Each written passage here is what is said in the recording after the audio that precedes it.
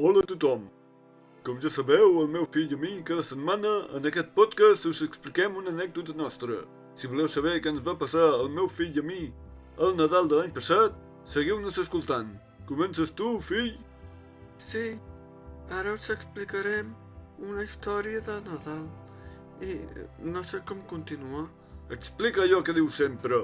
El què? T'has de presentar? Ah, sí, perdó. No m'he presentat. Em dic Einar i tinc 5 anys. I jo sóc el seu pare, l'Anton. Començo jo? Sí, papa, millor que comencis tu. D'acord, començo. Dies abans de Nadal vam anar a buscar el tió al bosc. Tenia una barretina de color vermell i una manta. De quin color era la manta? De color vermell. I què vam fer després? Quan el vam trobar, el vam agafar i el vam portar a casa, I on el vam posar? sota l'avet de Nadal. Dies més tard va arribar la nit de Nadal. El meu fill Einar va sentir un soroll, es va despertar i va baixar les escales tan de pressa com va poder, però es va oblidar d'agafar les ulleres. Sí, perquè jo porto ulleres per veure bé les coses i tot el que m'envolta. Un cop al menjador va encendre el llum i va veure una forma vermella que s'alçava a prop de l'arbre. Sí, era el tió que volia marxar de casa i vaig dir: el tió és viu! I s'ha aixecat, per fi puc fer cagar el tió. I què vas fer després? Vaig agafar un pal i vaig començar a picar-lo. El vas picar molt, aquell dia? Sí, el vaig picar molt i molt. I després el tió va caure a terra i en van sortir molts regals. Estaves content? Molt, perquè tenia molts regals. Quants regals van sortir? Tres regals, tots per mi. I què vas fer després? Els vaig obrir i vaig començar a jugar amb ells. La teva mare i jo vam baixar les escales i no et vam veure. Recordes on eres? Darrere el sofà. I com és que eres allà? Em vaig amagar. Era tard i no volia anar-me'n a dormir. Volia seguir jugant. Per això et vas amagar? Sí, ja que si no, m'hauríeu fet anar a dormir. I vas jugar molt darrere el sofà? Sí, però després em va agafar son i em vaig a dormir. Quan la teva mare i jo vam arribar al menjador, vam veure un home estabornit a terra. Primer, vam pensar que estava borratxo mort. Així que, com que no ho sabíem, el vam girar i li vam veure la cara. Tenia tot de cops i no en sabíem el motiu. Ens vam fixar que duia un sac i vam pensar dues possibilitats. La primera, que era un lladre, i la segona, que era l'home del sac. Però no era cap dels dos, oi? No, no ho era. Però quan vam pensar jo, la meva dona va anar a córrer escales amunt per anar a veure si l'Einar estava dormint al seu llit. Va baixar corrents i, espantada, em va dir que no hi era. Aleshores, se'ns van posar els cabells a punta, perquè pensàvem que dins del sac hi havia el nostre fill. Jo? Sí, tu. De debò que se us van posar els cabells a punta? No, fill, és una manera de parlar. Significa que teníem molta por. Ah, ja ho entenc. Era el moment d'obrir el sac. Però era impossible, no s'obria, ni deslligant el cordill, ni tallant-lo amb un ganivet, res. No hi havia res a fer. Estava clar que allò era un sac màgic. I ara què farem? Vaig cridar. I què va passar després? Que, amb els crits, em vaig despertar, em vau trobar i em vau omplir d'abraçades i petons. Esclar, perquè no havies desaparegut.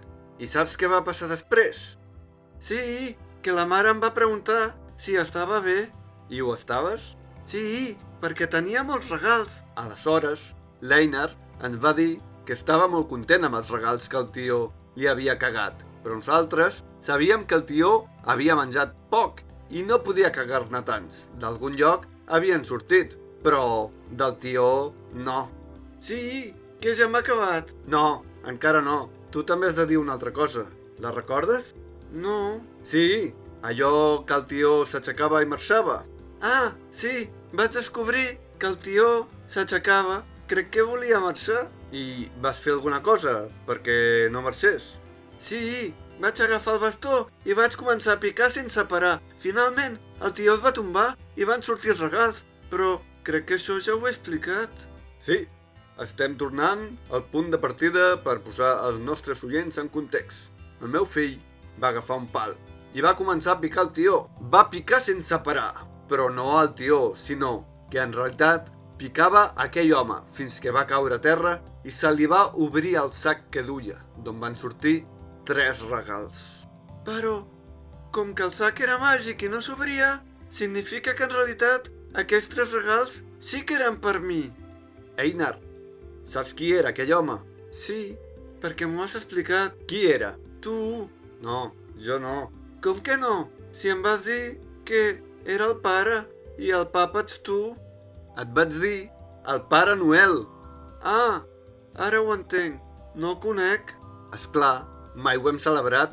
El meu fill, com que no duia les ulleres, va confondre el tió amb el Pare Noel. I la meva dona i jo, com que no hi creiem i no ho celebrem, no el vam reconèixer.